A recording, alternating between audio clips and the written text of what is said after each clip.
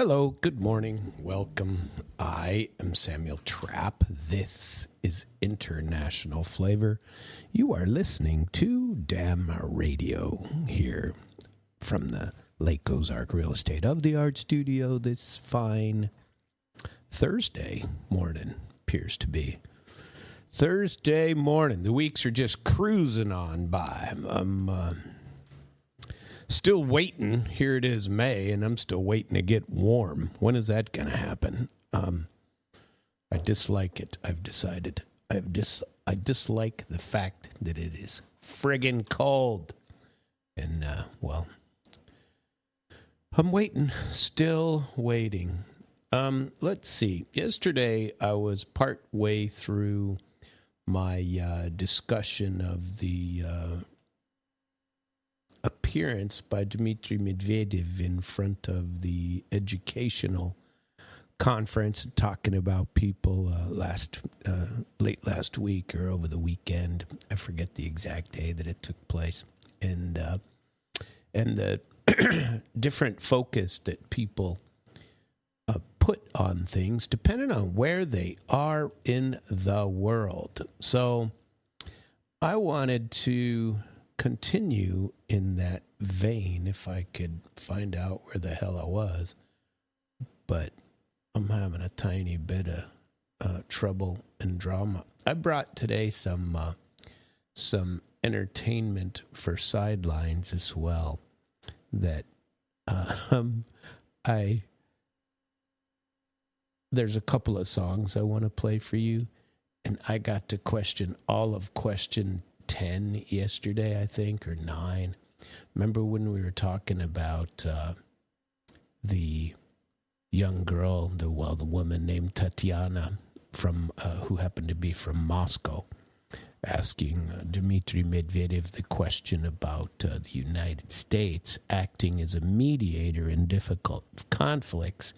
She wanted to know if he thought that America and Trump were succeeding in being the world mediators or trying to bring normalcy to the world. And he said, well, what do you think? And he said, not very well.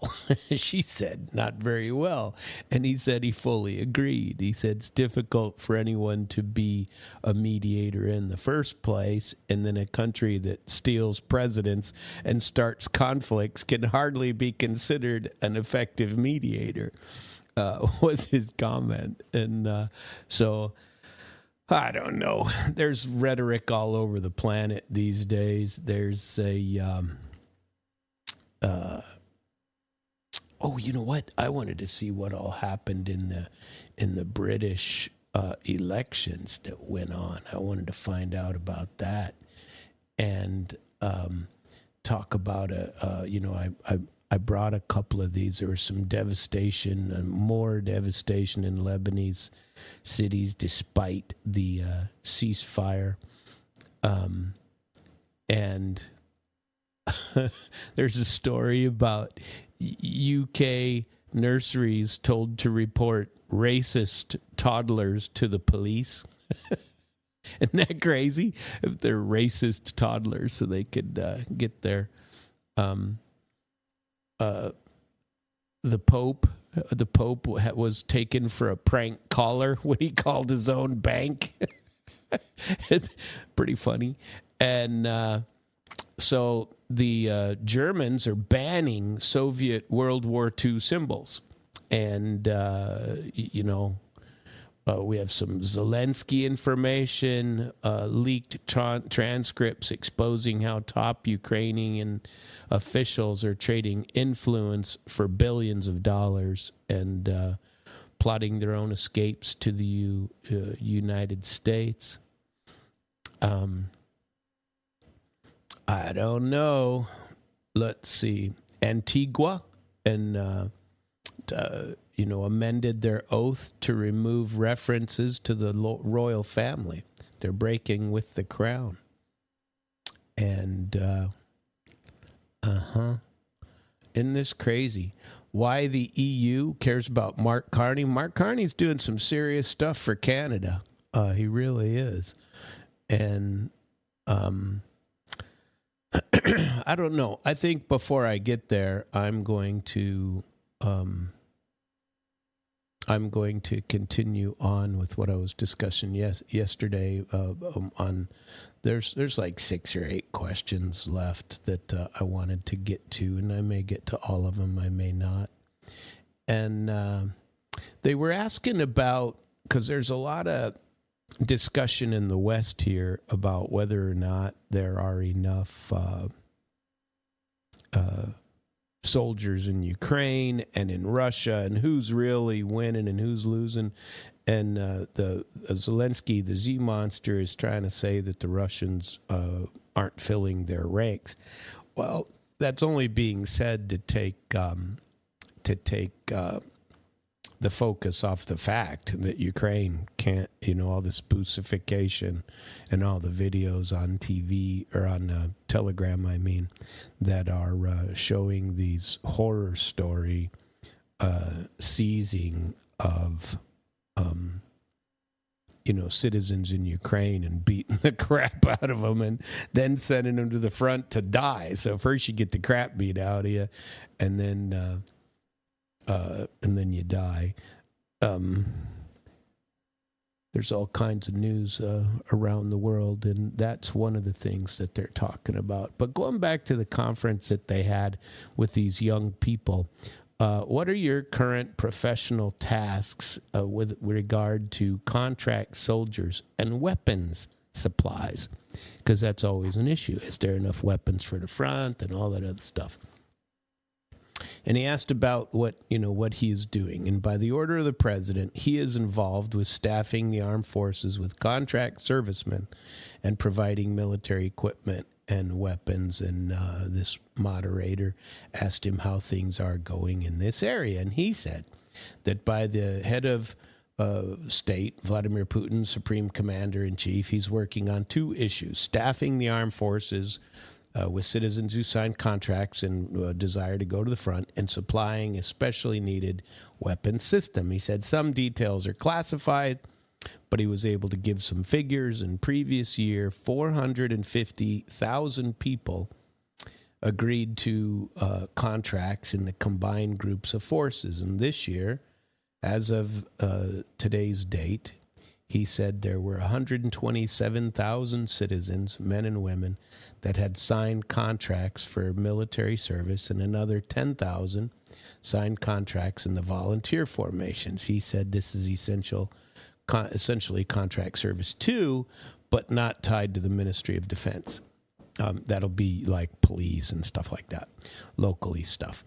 And he emphasizes that those who sign contracts are doing so based on their own patriotic motives. They're not forced. He regularly visits recruitment locations and training grounds and speaks with the servicemen. He says some of what he hears is pretty striking. When he asks why they choose this path, the answer is often, what he says anyway, is who, if not me?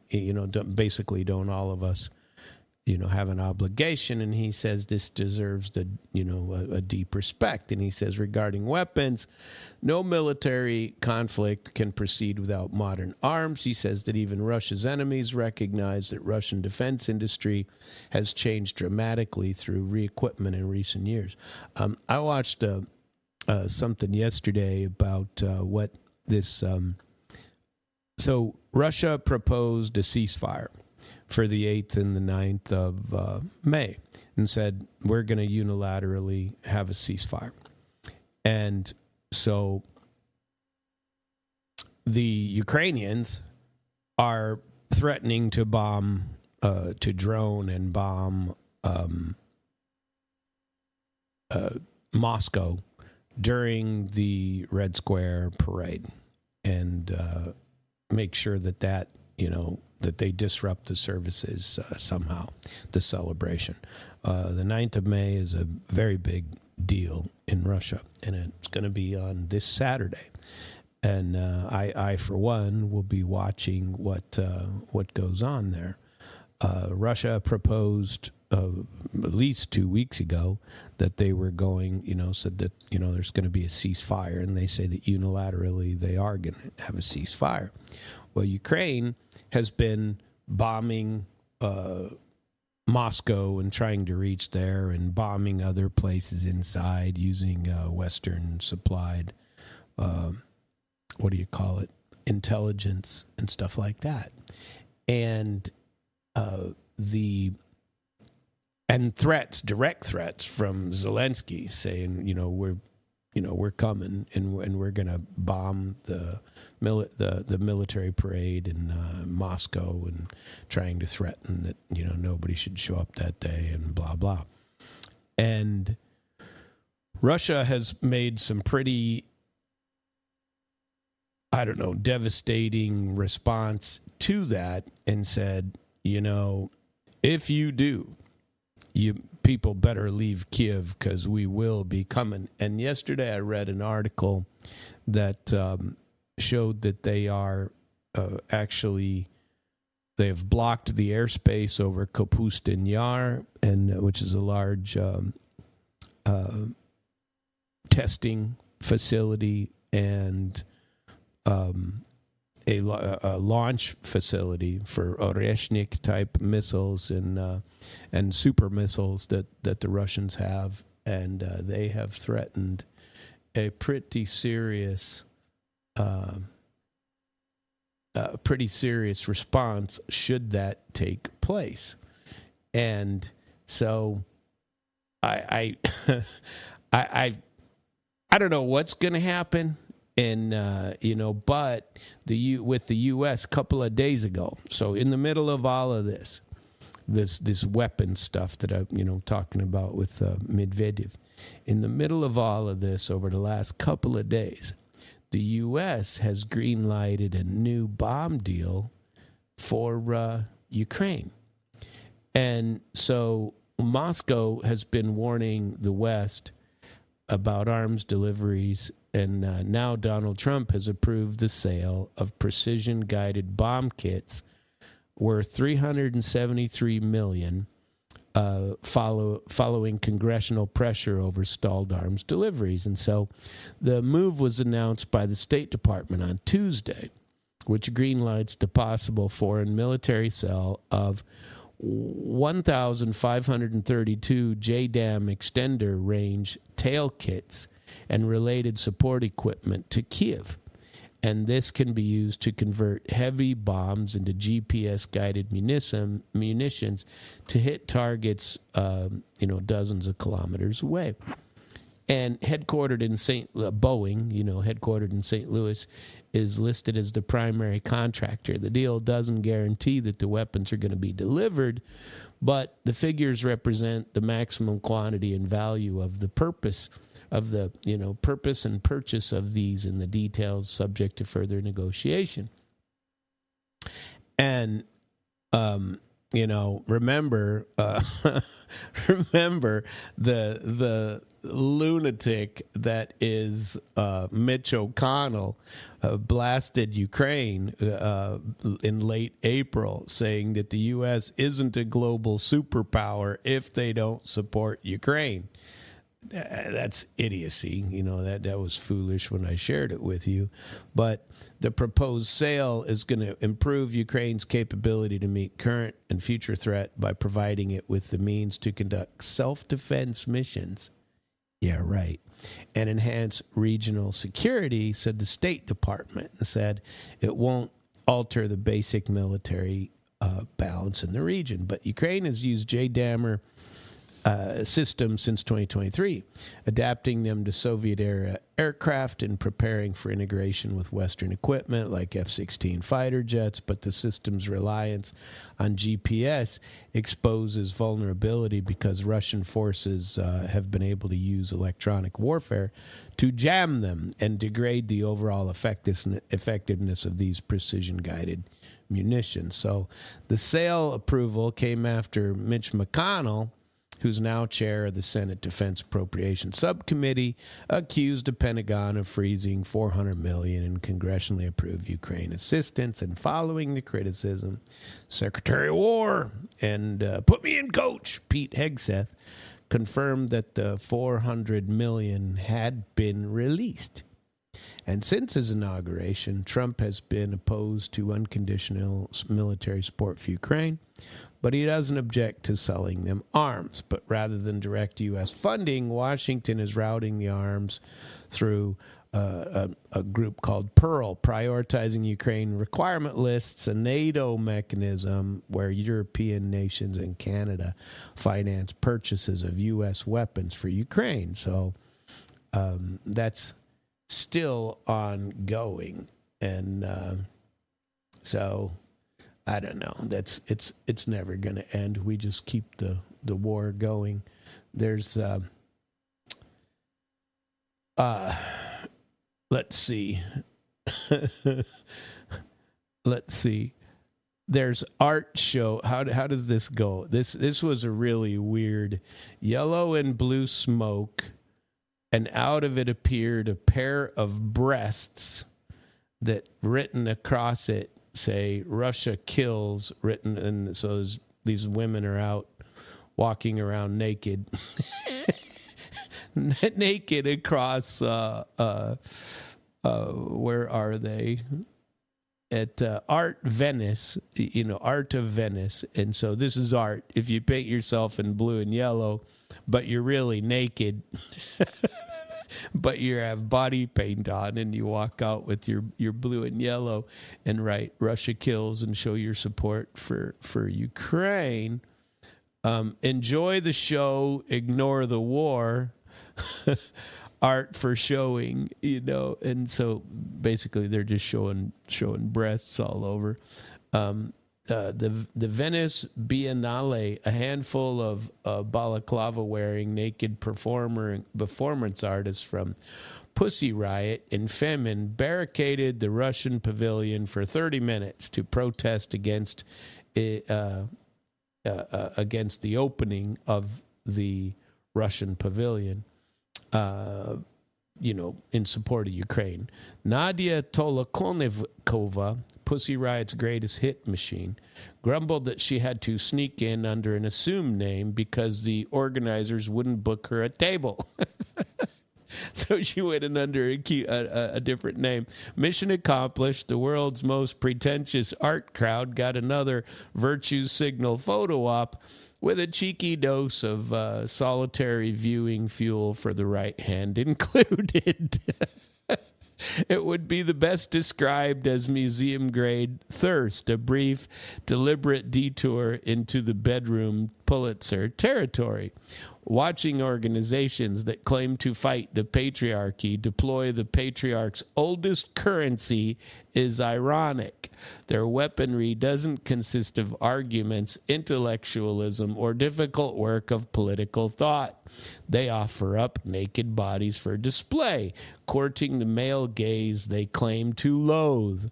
Whether there is a slogan written across the naked breasts or not, the ask is the same as it always has been. Look at me and look at my flesh. The patriarchy, being neither stupid nor ungrateful, obliges. Here's what makes this particularly funny.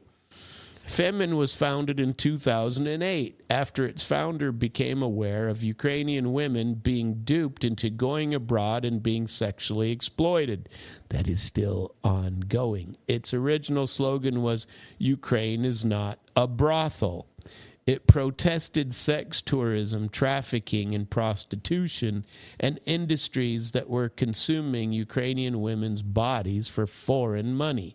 That was indeed the mission. Fast forward to Venice 2026, and now we're watching the same movement get naked for cameras for foreign journalists at a European art show, making sure the lighting is good and giving the gentlemen of the international press something to look at.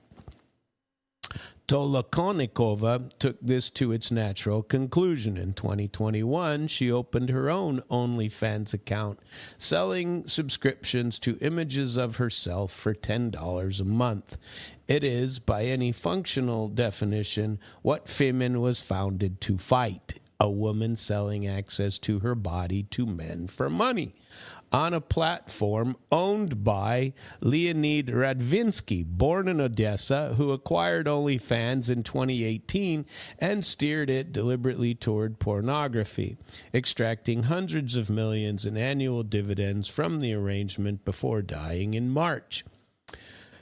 Though to call this a fall from grace would be to misread a CV. Before Pussy Riot, there was an art collective called Viona, a pregnant Tolokonikova among couples having sex in a state biology museum days before the election. The action was entitled F Her, F for the air puppy bear. Then a supermarket chicken inserted into a vagina in protest at the police state. Then a giant phallus painted on a drawbridge in St. Petersburg, directly opposite of the FSB headquarters. The body, provocative. Provocation through the body is the only argument ever really being made. The Ukrainian feminist scholar Oksana Kis noted in 2012, when this was all still new, "Femin has nothing to do with feminism whatsoever," she said. When public nudity becomes the only way to deliver a message, it is more than strange, and the message itself seems to get lost while the media focus on nakedness. She would probably need stronger language now. No one is subverting the patriarchy by giving it what it wants and calling the transaction resistance. Get on your knees, sisters. The pink smoke is a nice touch, though. While Femin was founded in Kiev, it's now headquartered in Paris. Pussy Riot's most prominent members have lived in the West for years. The people staging Ukraine's grief for the camera left Ukraine and Russia long ago and have been performing for Western audiences ever since. This week's banal delivery was a service rendered to the European cultural establishment, which requires regular injections of moral legibility suffering to justify its own self-image. Let's see. The fact that Benali lost €2 million in EU funding after refusing to reverse the participation of Russia, which has owned its pavilion in Venice since 1914. An on-brand move for the EU. Brussels money always comes with Brussels politics, and Brussels politics require that culture be weaponized on schedule without nuance or complication. What no one is asking is whether any of this has anything to do with Ukraine, and whether this really is the representation of Ukrainians, and especially Ukrainian women. Before we get to politics, there is a simple matter of sociology.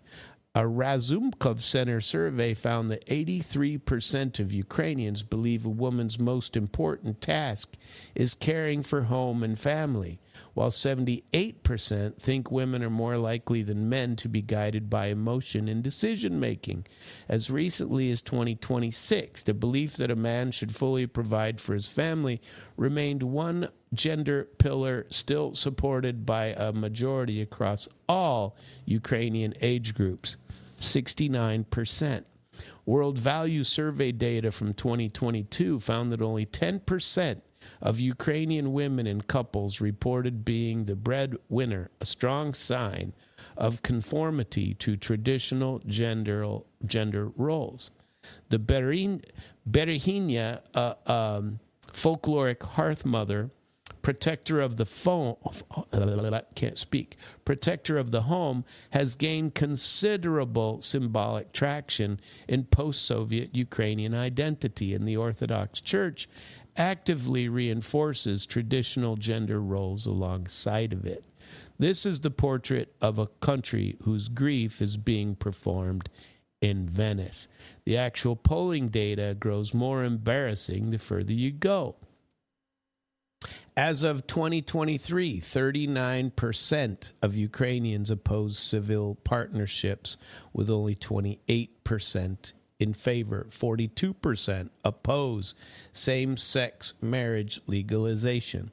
The civil partnership has stalled in parliament for 3 years, blocked not by Russians, but by Ukrainian legislators who answer to Ukrainian voters. The Constitution, unchanged since 96, defines marriage as between a man and a woman. Ukraine put an EU accession roadmap on paper in May 2025 and included LGBTQ legislative targets because that's what you have to do when Brussels is writing the checks. But can we really say that the Ukrainian people freely subscribe to the Western vision of a liberal future? Have they been tricked into an ideological box where any jailbreak points are considered treason? We already have the example of Hungary and Poland, countries constantly being punished by Brussels for listening to their own citizens' conservative preferences. Ukraine as a state is already fractured, corrupt, linguistically schizophrenic after Maidan. The people in power in Kiev have doubled down, deciding at some point in the 2010s that the path forward is to become a copy of somewhere it was never going to be. It scrubbed Russian from schools and streets, toppled statues, memory holed anything that smelled of the old neighborhood, embraced the shiny simulacrum of unattainable Western cool, while the villages and the churches and the actual 70% Orthodox majority kept their traditional script. The identity spiraled into a very war the virtual signalers now use as the white horse. Abandon your roots, import the fruitiest aesthetics money can buy, start poking the bear, and act shocked when people resist. The results is a country at war not only with Russia, but with significant portions of its past, its population, and its own internal identity. Brussels loves this version of Ukraine because it demands nothing in return. The exported, topless, sloganing, OnlyFans adjacent, eternally photogenic Ukraine is suffering, and it requires only that you feel good about your flag emoji and you hit subscribe. Meanwhile, the Benali president, Petrojello Boutafogo, held his ground with the only argument that should have mattered, that art is neutral space. But he forgot that nothing is neutral when the Western establishment controls the invoice. The pink smoke cleared. The journalists filed their copy and photos. The right hands have been satisfied. Tolokonikova did not hear back from the Benali. Somewhere in Ukraine, the war continues. The bodies there do not have slogans written on them. They are just bodies. The protesting women have lived in Paris for years, and the country they claim to represent is fighting a war that is at least partly produced by the decision to treat its own cultural complexity as a problem to be eliminated rather than a reality to be navigated. What we saw at this festival was European moral high ground on display, funded by European money, performed by people who left Ukraine for an audience ready to flee on to the next big thing. Now, that was written by Valeria Kovalenka on May the 6th, but it's actually pretty relevant.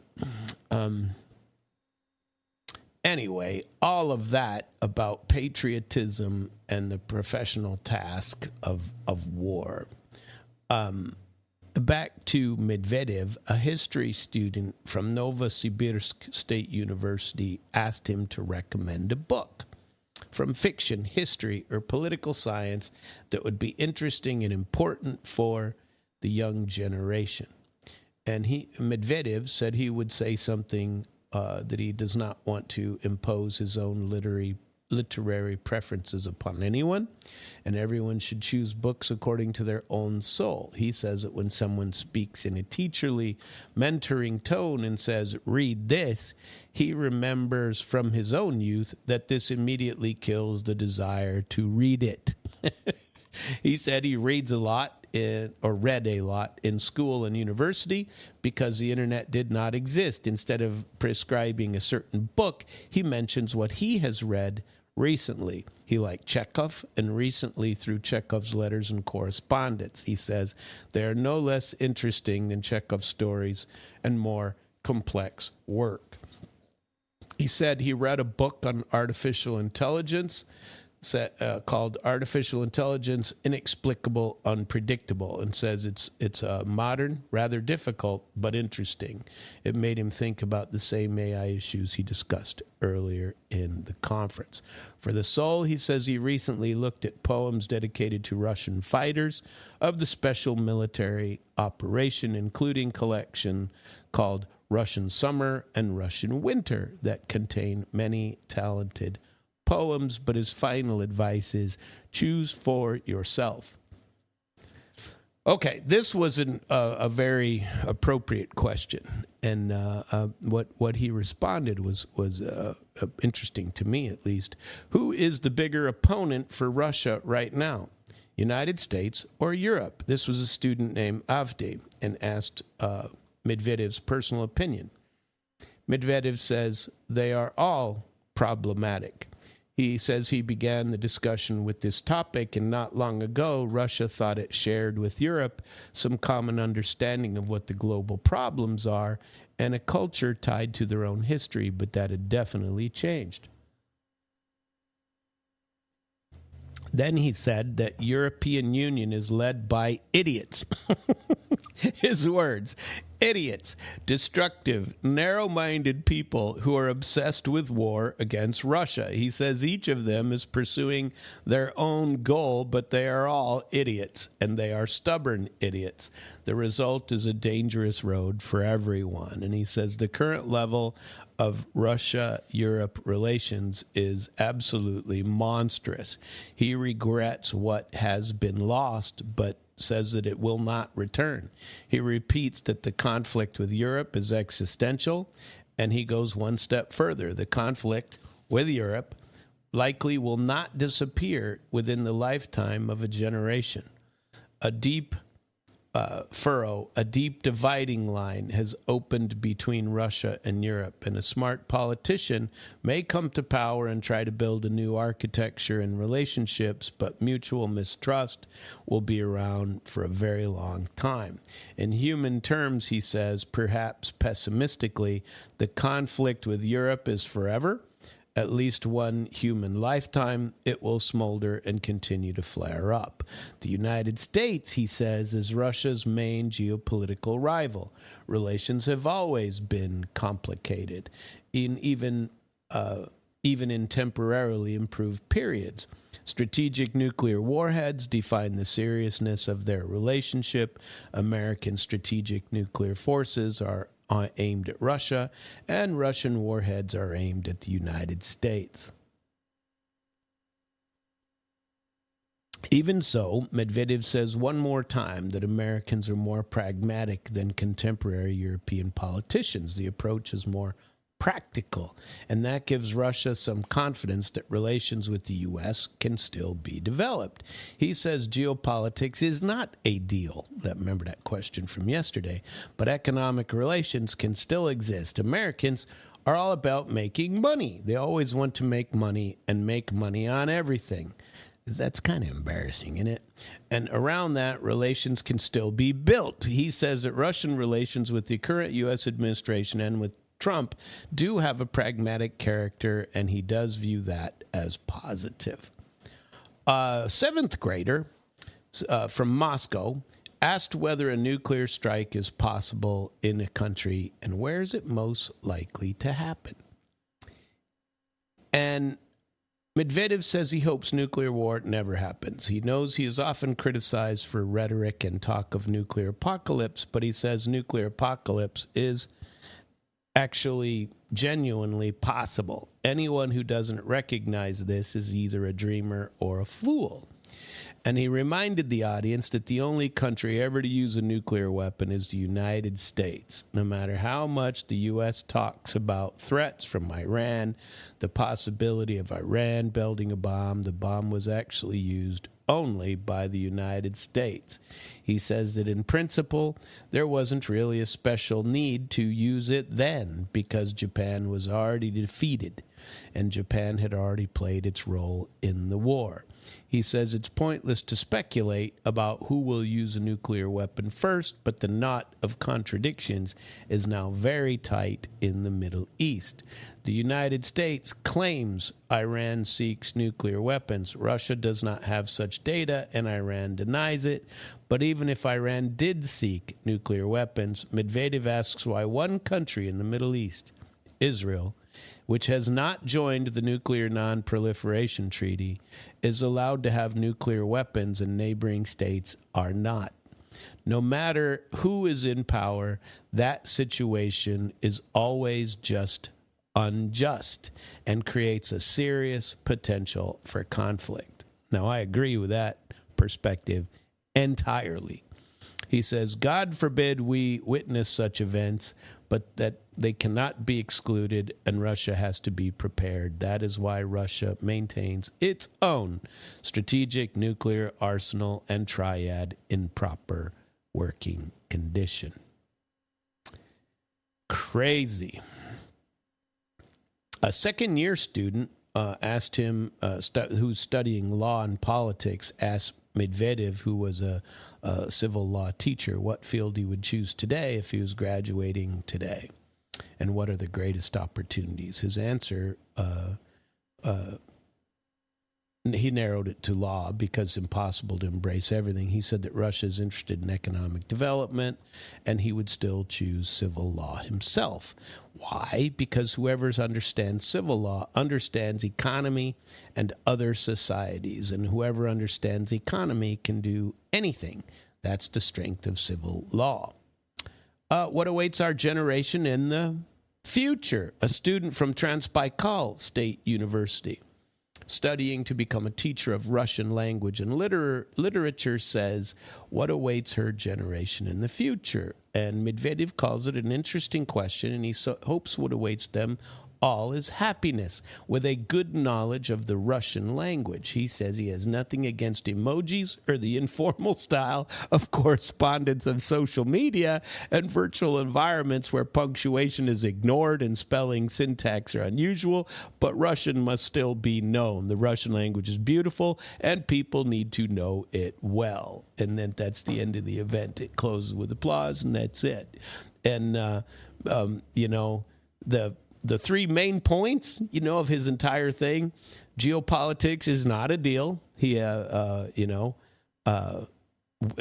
Conflict with the West is an existential threat, not a transaction. And he rejects the idea that global conflict can be solved by deals. And he says that deal making vulgarizes international relationships. And third, he distinguished between Europe and America that shows that ideologically, he thinks that, the hysterics of Europe don't really apply to America. Says that Trump is dangerous but more pragmatic because Americans want to make money. And so Medvedev is basically saying with all this, what he says Trump refuses to understand. Geopolitics is not a real estate closing. You cannot solve Iran, Ukraine, NATO, Gaza, or Hormuz by walking in with a threat, a handshake, and a term sheet. Nations are not buildings. Civilizations are not condos. And when one side sees the conflict as existential, the word deal is childish. And I happen to agree with that perspective. I brought my book today of Wisdom and Wit of Abraham Lincoln, but I didn't bring my glasses, so I can't share anything with you. We're going to take a bit of a break, and I shall continue here in a bit. And we're going to play something. I heard this on my tunes the other day. And so I put it on a list of things that I was just going to play here. And so I'm going to play this for you. And I've always liked this song. I don't know why. It's pretty stupid, but I've always liked it. And we're going to listen. I like that. I don't know why. It just, interesting stuff. That is Nathan Evans and Wellerman. Sea Shanty is what it is.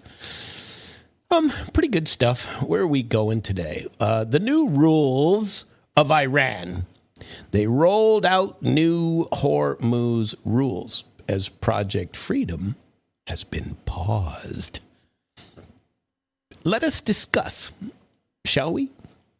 Iran, and this is, published May the 6th, as of yesterday. No, it was yesterday morning, after my show a little bit, it came out. Iran officially launched a new mechanism to oversee maritime traffic. Now, one of the videos I watched actually showed a new app.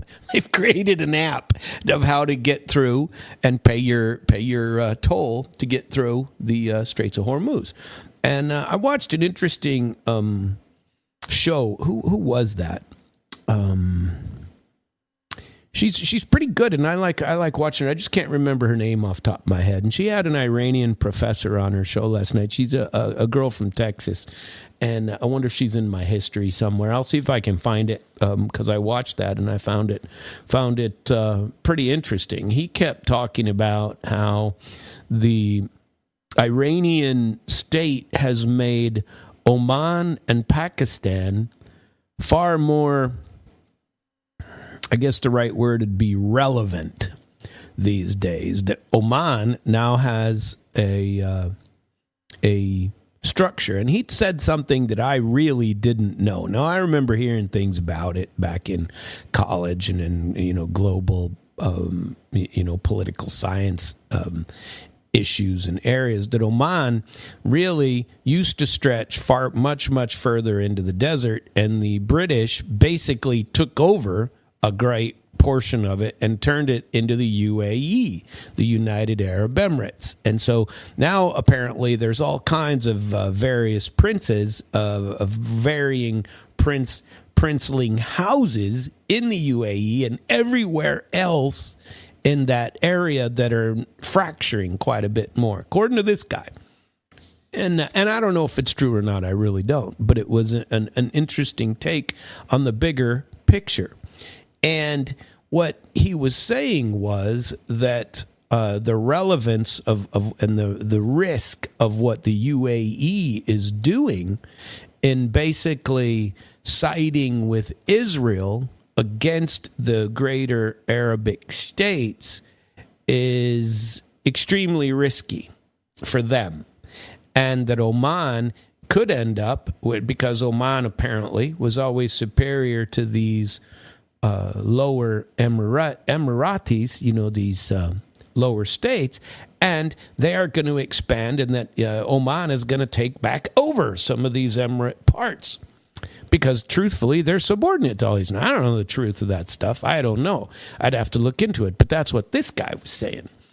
And on this interesting program. And he was saying that this is going to create, the start of the show was talking about and showing the Iranian satellites. And yes, Iran has their own satellites.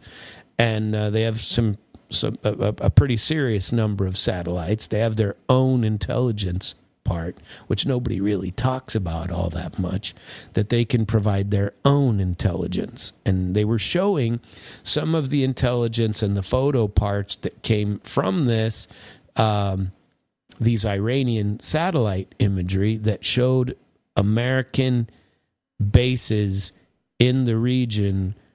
And this was put on by New York Times or something like that, that put out articles that say that the devastation in these American bases in the Middle East is astronomically different than what is being reported here. And that the U.S. has really lost a lot of infrastructure and military bases. Now, I reported a while ago that there were quite a few stories where the military housing had all been blown up as well, barracks gone, stuff like that, and they were housing these people in local hotels. And so people were shooting at some of the hotels as well. So at any rate, I don't know that I trust any of the story from any source, basically. I mean, who knows, where the propaganda is going. I do realize that the truth is not being told. There are a lot of people that are saying that Israel is devastated right now and that their Iron Dome wasn't so iron and doesn't show up, that the U.S. lost billions of dollars with especially the radar ports that they come out. And I've seen some pretty serious footage of that, these billion-dollar systems that are taken out in the first few days. So at any rate, when they talk about Hormuz, nobody knows what's going on over there. Over here, we hear one set of propaganda. Over there, you hear another. Somewhere in between the two is the truth. But here's what's being reported about the new rules as Project Freedom was paused. And Marco Rubio had some interesting things to say about that in one of his first days. What is he covering for Levitt, I guess, as the briefer while she's out on leave or something? Pregnancy, is it? I don't know. Maternity? Who knows? But Iran officially launched its own new mechanism to oversee the maritime traffic through the Straits of Hormuz amid a lingering standoff with the U.S. Over the waterway. Now, I heard something that Rubio said yesterday, and I wish I could find I could remember where I actually saw it, because yesterday in his thing, he basically said that the goal now is to open the Straits of Hormuz, to reopen the Straits of Hormuz. Well, it wouldn't have been closed but for the U.S. attack with Israel on Iran. The Straits of Hormuz wouldn't be closed. They were open before you did that. And the devastation to the world economy has been enormous over this. Agree, disagree with the war, it doesn't matter. But the devastation to the economy, you cannot ignore. It's just not possible. But anyway, they launched their new mechanism to oversee this. And this is hours after President Trump paused Project Freedom, where Western flag ships were supposedly going to give military escorts in the Strait. The Strait, which carries about a fifth of the global oil, seaborne oil anyway, and LNG, has been blocked since the U.S. and Israel launched strikes on Iran in late February. Iranian forces have denied passage to U.S. and Israel-linked vessels, as well as ships from Western countries supporting actions against Tehran, while the U.S. has imposed its own blockade on Iranian ports, leaving tankers stranded for 2 months. Washington and Tehran remain at odds over the Strait's future. Reports say the U.S. rejects Iran's latest proposal for governance mechanism in the peace talks, right? Now, and this against the backdrop of Trump going to China here in a little bit. And in China, they're going to talk about, I wonder what's going to happen when they get there, when he gets there, and what is going to be, the deal sheet, the terms that he brings to discuss with Xi Jinping. You wonder what what they're going to say about these alleged sanctions that they're going to impose on Chinese refineries, when China has said, no, that ain't happening. That's, we're not, China has informed their own refineries that they aren't going to honor any of these sanctions, and that's that. And so I wonder how that's going to play out. I'm very interested to see how this art of the deal takes place when they get over there. I don't know what's going to happen, and Trump is known to be a one-upsmanship sort of guy, and if you take a position, he always just takes the next position in line, and he just one-ups it. It's always escalation, always escalation. You always know what he's going to do. He never, ever backs off. He always escalates. So all you do is plan for the fact that he never backs off. And so everybody's now taking their own toys and leaving. And they just refuse to deal with him because it's unreasonable to deal with a person. And I'm not saying this, the world is saying this, that it's unreasonable to deal with the guy who who always escalates. Always. So the Iranian forces have denied passage, to these ships, according to this new report under Iran's new scheme. Vessels seeking transit will receive emails from the newly established Persian Gulf Strait Authority outlining the rules for passage. Ships have to adjust operations as requested in the email to obtain a permit before passing. The report didn't mention what the requirements are for these permits, and Tehran has not officially confirmed the details, but Parliament Speaker Mohammad Bagher Ghalibaf said on X that the new system for the Strait of Hormuz is in the process of being solidified. And reports say draft legislation in the Iranian parliament would ban ships linked to Israel from the strait completely and would place strict limits on vessels tied to the U.S. and impose transit fees on ships from non-hostile states.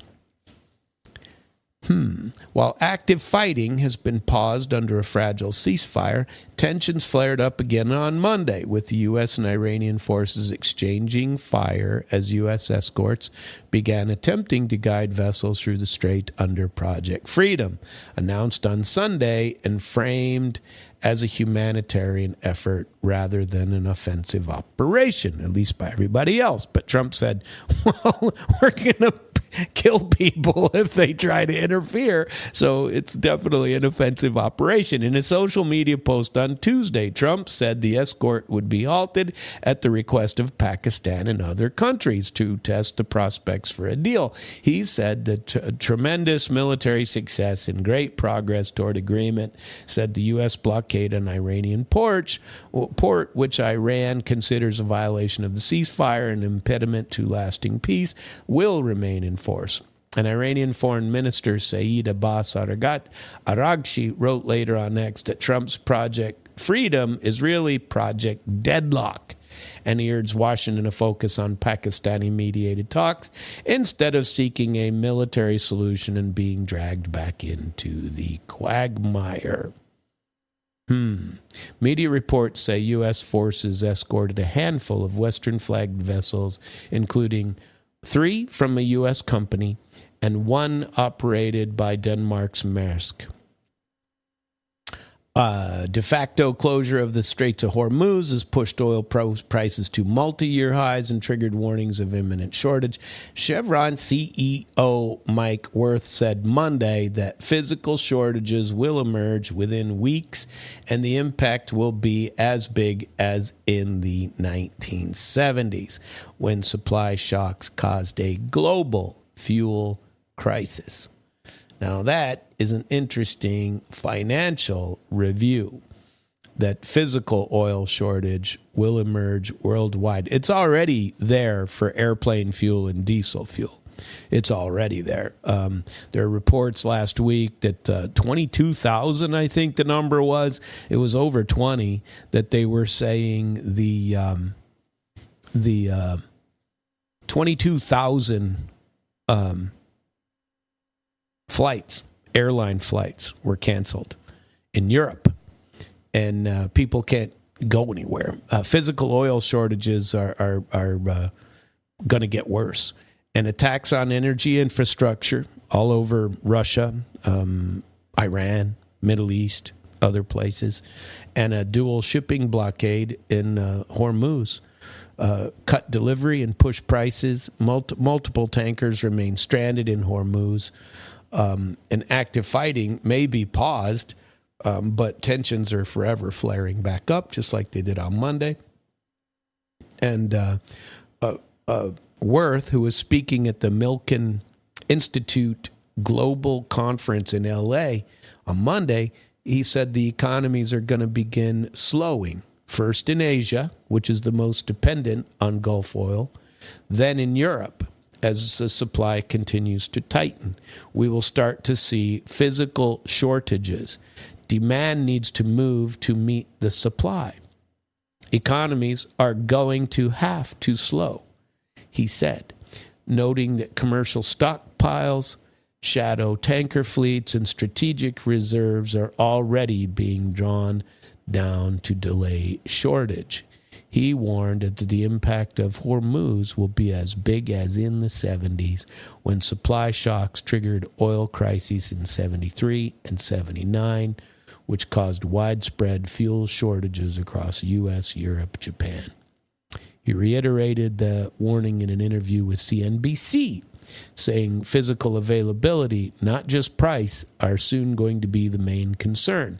As people look at the realities of tight supply, it's not just a question of price, it's actually, can we get the fuel?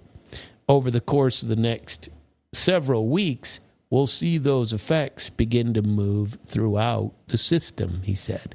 And he noted that some European airlines, like I was telling you, are already restricting jet fuel and cutting flights, and several Asian countries have introduced demand reduction measures. I told you about that, Pakistan, Sri Lanka, Bangladesh, where they cut you down to so many gallons that you can buy at a time, or liters they do over there. Worse said the U.S., which is a net crude exporter, would be less affected initially, but it will feel the impact through higher prices in the long run. Even once Hormuz reopens, he warned it'll take months to stabilize supply routes. The fallout is already visible, including in the U.S. The budget carrier Spirit Airlines said over the weekend it was going out of business, saying it can't compete with the fuel cost. The crisis has also driven shifts in energy policy. The UAE said last week that it was leaving OPEC and OPEC Plus, and it said it needed greater flexibility. Worth's warning echoes recent assessments of the International Energy Agency and the World Bank. IAEA Fatih Birol said disruption tied to Hormuz pose the biggest energy security threat in history, with some 13 million barrels a day lost. World Bank projects energy prices to jump 24% this year, with overall commodity costs rising 16% as the shock spreads beyond oil and gas. So my truck takes 35 gallons of gas to fill it up. And back, when was the last time that prices were way up? I think it was during COVID times, wasn't it? And it was $4 a gallon. I paid $160 something once, or 145, something like that. Just about $150 to fill up my truck. And, it was crazy. And then, about 2.5 months ago, I was all excited. Remember that? It was a little before all of this. It was back in January. Of course, you mention it, and suddenly you're punched in the face. Don't mention it, and so I'm really to blame for why we can't afford gas right now, because I spoke about it. If I'd have just shut up, none of this stuff would have happened. But instead, I said, "Man, this is great. I only paid $2.49 a gallon." $2.49 a gallon times 35 a gallon was, what is that? 70, about $90. You can fill up my tank for $80, $90, right? And now, the other day, it went back. I spent $128 or something like that. The last time I filled up my truck was like $128. Crazy. So, yeah, you're talking about the percentage and the jump of 24% this year. I mean, geez, that's double the price. Well, not really, but if you take $80 to 120, 66%, isn't it? That it went up. What would that be? That'd be time and a half at least. It'd be more than 24%. You put that at 1.5 is basically what that is, 1.5%, because it's up from $2.50 to $4. That's a hell of a jump. That's a hell of a jump, and it's a lot more than 24%. To fill it just to fill up your truck, and that sucks because I usually fill up twice a month. Yeah. So twice a month you fill that up. What does that just suddenly cost me a month just because I opened my mouth in January, right? So I opened my mouth in January and say, this is great, we're paying $2.50, and then couldn't have been 2 weeks later, we're paying $4. So you could blame me, I guess. But fight or flight? What's the jet fuel crisis going to cost? I wanted to go to Russia this summer. I'm thinking, and I wanted to go through Egypt, to tick off Egypt, to go see some pyramids, which I've never seen. Go over there, see some pyramids, head to, I was thinking about Victory Day, going on the 9th. My visa is still in the works, but I should have it before too long, and I'll be able to set something up for later this summer. And get back over there because I want to go to St. Petersburg. I want to go to the Hermitage. I want to go and see the lakes up there. I don't want to get blown up by a damn drone while I'm there, but I do wish to go. But the new article is called. You know what? Let's do a song before we get to this article, because this article is called "Fight or Flight: How the Global Jet Fuel Crisis Could Ground You." I take this one very personally, because they're talking about cancellations and large-scale price increases. Used to be I could fly round trip into just about anywhere in the world. Economy, I don't fly the business or class or whatever, because it's like literally 3 times the price. And so I do I don't have any trouble getting on a plane and sleeping. It doesn't bother me. What do I care? And sitting in coach doesn't bother me at all.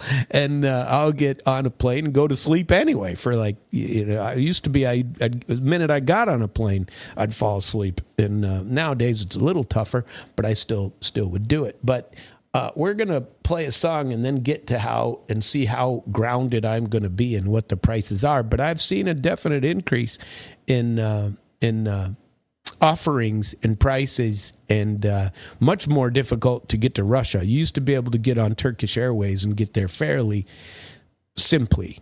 But even that now, when I looked up to get to St. Petersburg, I wanted to get on there and couldn't. It said there are no flights in your suggested time frame, meaning you can't route through a foreign country and you have to buy them each separately. So you got to get on Aeroflot or Turkish Airlines or something, generally from Istanbul or maybe Doha or United Arab Emirates. But now the Middle East is basically blocked off, and the prices are costing so much more. So the reality of international travel is going to be a little bit more difficult. And I was hoping to go to India to go to the BRICS conference in September, October of this year, because that's coming up too. And I might have to pick and choose which one. And I don't want to do that. I want both. But we're going to play another song just because I like to do that. But where is my latest? I was going to go back to my history and pick one for you and go to YouTube, where I usually go, and pick one in my history line and locate it for you. There were some pretty good ones in here that I liked. There was did you know, well, no, let's do some Monterey. No, I'm not going to do Otikin. I'm not going to do Yabudu Sigdasta Boy. We're not going to do Alla Pugacheva. We're not going to do her either. Maxim Znashli T and Gadieta. Oh, you know what we're going to play? We're going to play Ya Iskala Tibia is what we're going to play. Just because we like it. And let me see where that goes. And here we begin. Let us begin at the beginning. Zemfira Iskala.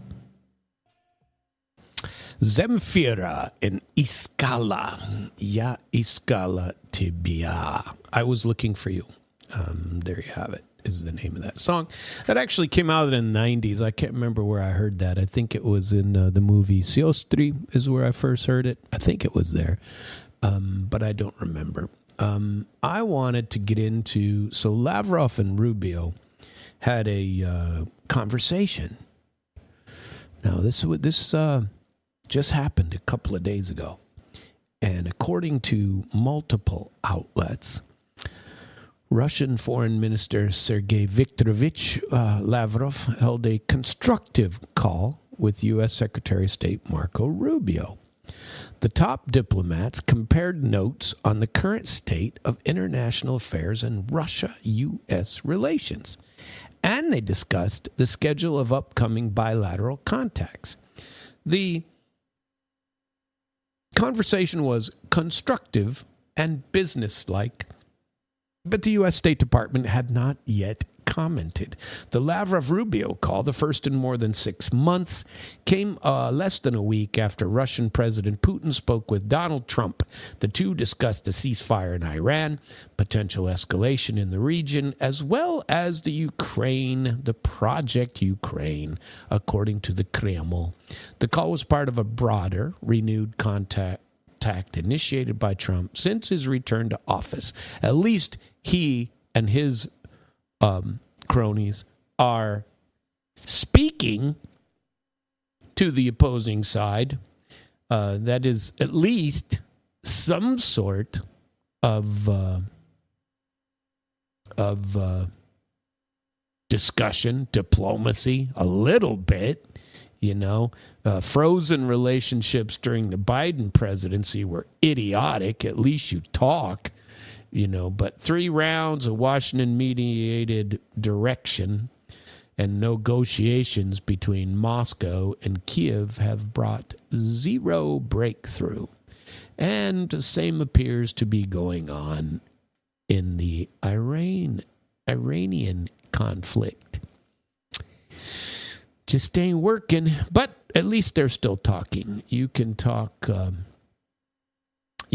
about it at least. And allegedly the old Trumpster is going to go to China, as JR called it, China.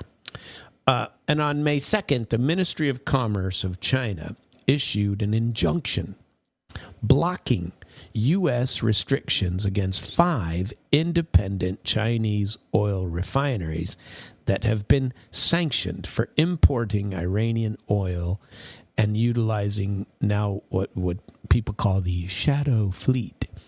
Here's why Beijing made this decision and why it could be historically significant. China has been inching toward this decision over the last year.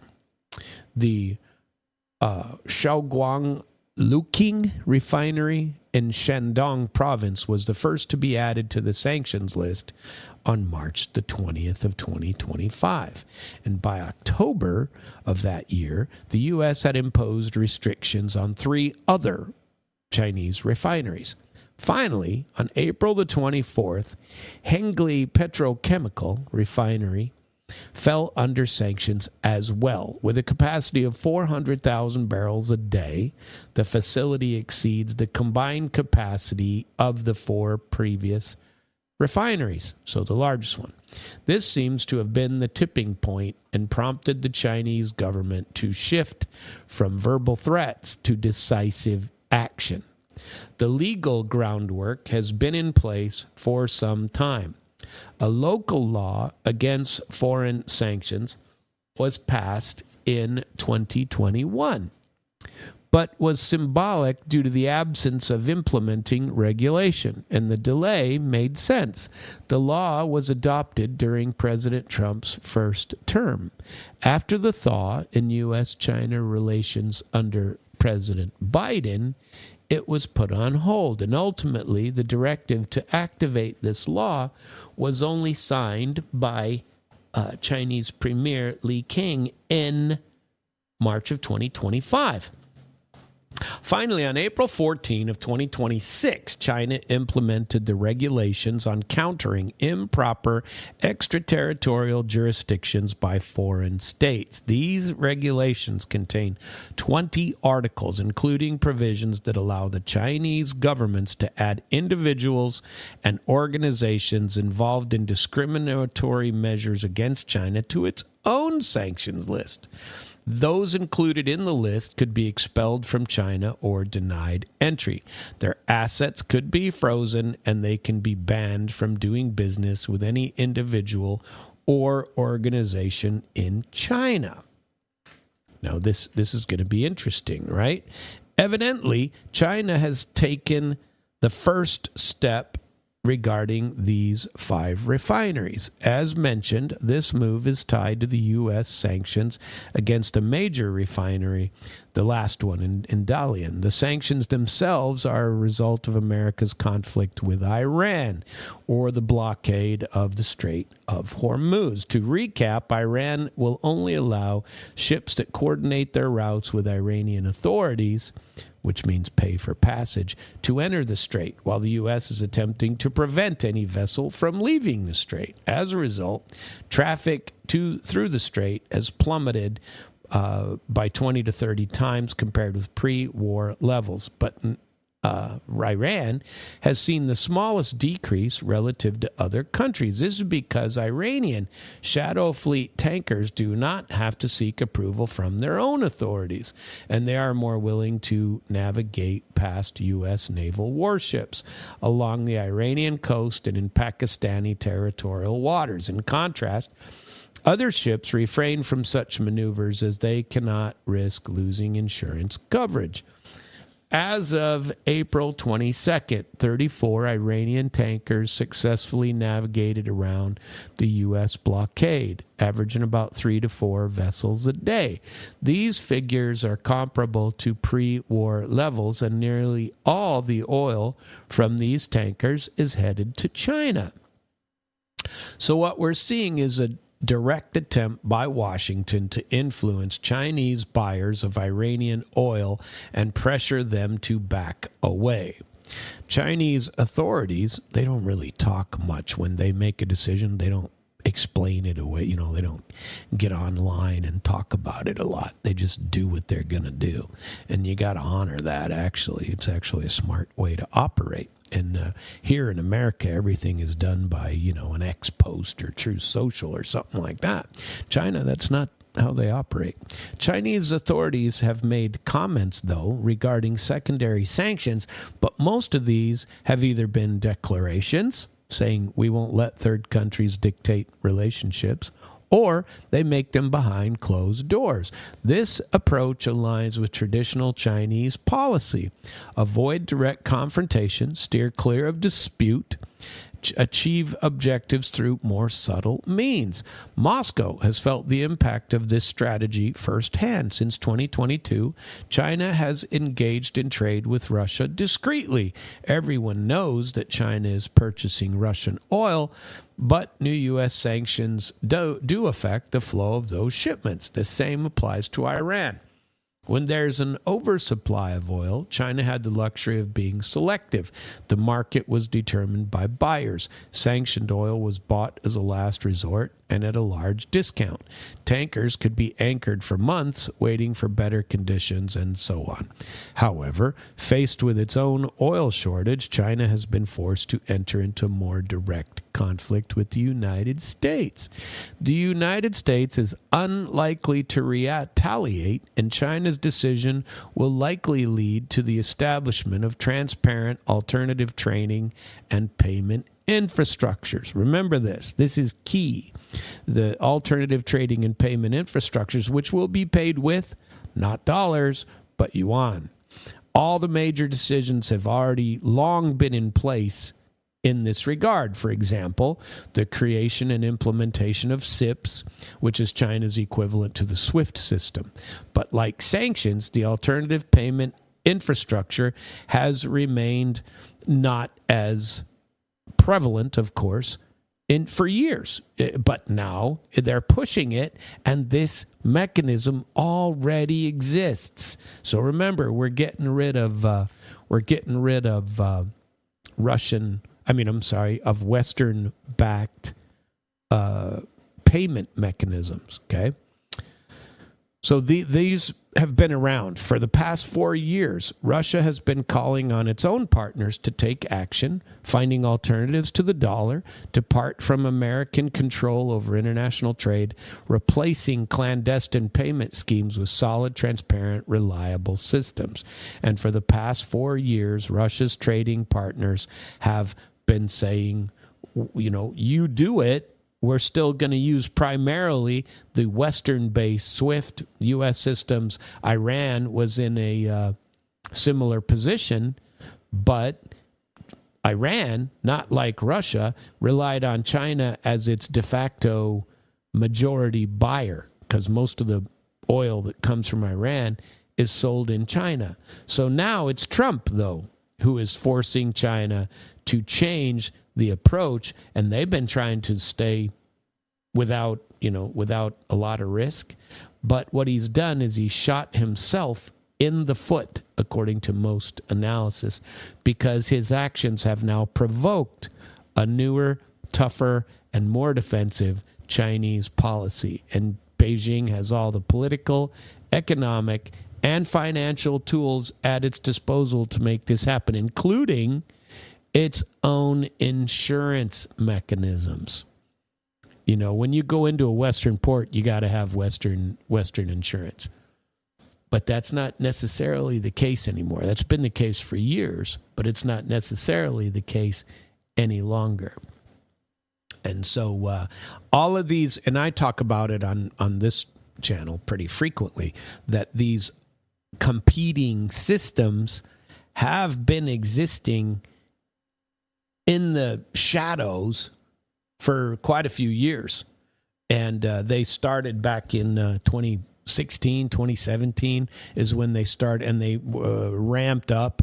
And in 2023 and 24, they've just been an ever increasing. Are they going to knock out the dollar system anytime really soon? I mean, this is what Trump is trying to prevent, in my humble opinion, that he's been trying to make sure that dollar hegemony still exists after the Hormuz comes out. But Hormuz, the Iranians are perfectly happy to take the yuan as payment. I mean, hell, they've been under sanctions forever anyway. And they have been looking for alternative payment structures for a good long time. And China has offered them to Iran for several years, just a little more on the quiet side. So there you have it. I think it's good to keep an eye on that. One more thing on nuclear weapons that I wanted to talk about, and I wonder if I have time to get through this. I think I do. So we're going to talk about some Democrats here in America. A group of 30 Democrats in the House of Representatives have demanded that the administration disclose information about Israel's nuclear arsenal because the lack of transparency is threatening the entire Middle East, according to these lawmakers. Israel has never confirmed nor denied that it possesses nuclear weapons, nor has it presented a public doctrine that outlines the use of them or any red lines. The U.S., which has been aware of the Israeli nuclear program at least since the early 60s, has remained silent on this issue. Washington is fighting side by side with a country whose potential nuclear weapons program the United States government officially refuses to acknowledge. A congressman led by Democratic Representative, a group of congressmen led by Democratic Representative Joaquin Castro said in a letter to Secretary of State Marco Rubio, the risk of miscalculation, escalation, and nuclear use in this environment are not theoretical, said the letter. The group has demanded that the U.S. hold Israel to the same standards of transparency as other countries, adding that a coherent non-proliferation policy for the Middle East, including Iran's nuclear program and Saudi nuclear ambitions, would otherwise be impossible. Well, and that's one of the biggest beef the Iranians have. It's like, you don't care if Israel has them. Israel's allowed, but nobody else. So, I don't know. How big is Israel's arsenal? Israel is believed to possess 80 or 90 nuclear weapons, including 30 bombs, 50 ballistic missile warheads, according to estimates by the Stockholm International Peace Research Institute. Photos from inside an Israeli nuclear facility leaked in 1986 suggest the country could have produced enough material for 200 nuclear bombs at that time. Mordecai Vanunu, the technician who leaked the photos, was kidnapped by Mossad and sentenced to 2 decades in prison for releasing it. When did Israel launch its nuclear program? Israel pursued nuclear ambitions soon after it was founded in 1948. Ernest David Bergman, the first head of Israel's Atomic Energy Commission, established in 1952, spoke about a nuclear bomb as something that would ensure that we shall never again be led as lambs to the slaughter. The Negev Nuclear Research Center near the city of Dimona, built in the 50s, was designed to produce weapons-grade plutonium, according to a 1960 U.S. intelligence report. According to SIPRI, Israel could have acquired its first nuclear weapons in the late 60s. What did the U.S. know? Washington is aware the NNRC was weapons-related as early as December 1960. By 1973, Washington was convinced Israel had nuclear weapons. Leonard Weiss, a Senate advisor briefed during the Carter and Reagan administrations, said, I was told it would create serious foreign policy issue for the U.S. if I said it was a nuclear test. Someone had led something off that the U.S. didn't want anyone to know about it. He told The Guardian this in 2014. Why the silence? Declassified CIA files suggest the intelligence agency informed President Lyndon Johnson that Israel had nuclear weapons in 1968. The president ordered CIA Director Richard Helms to keep it secret, even from Secretary of State Dean Rusk and Defense Secretary Robert McNamara. Washington allegedly feared the Arab states would refuse to join the Non-Proliferation Treaty if news of Israel's undeclared weapons came out. Well, of course they would. That's why, this is the funny part, but it's okay if it's just Israel, right? The policy of silence was formalized at a 1969 meeting between U.S. President Nixon and Israeli Prime Minister Golda Meir, according to Avner Cohen, a professor at the Middlebury Institute of International Studies and author of Israel and the Bomb. Israel alone could not have maintained this policy over decades without the United States' participation, he told the Washington Post on Tuesday. Rules for thee, but not for me. A constant theme in, Western politics, right?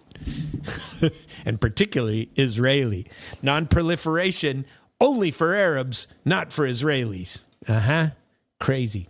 My name is Samuel Trapp. This is International Flavor. Tomorrow is Civic Outlaws. Join us tomorrow morning, 7 a.m. to 8:30 for Civic Outlaws. It'll be entertaining, fun, and only slightly illegal. Happy day to you all from mid-Missouri, and hope you have a wonderful Mid-Missouri Day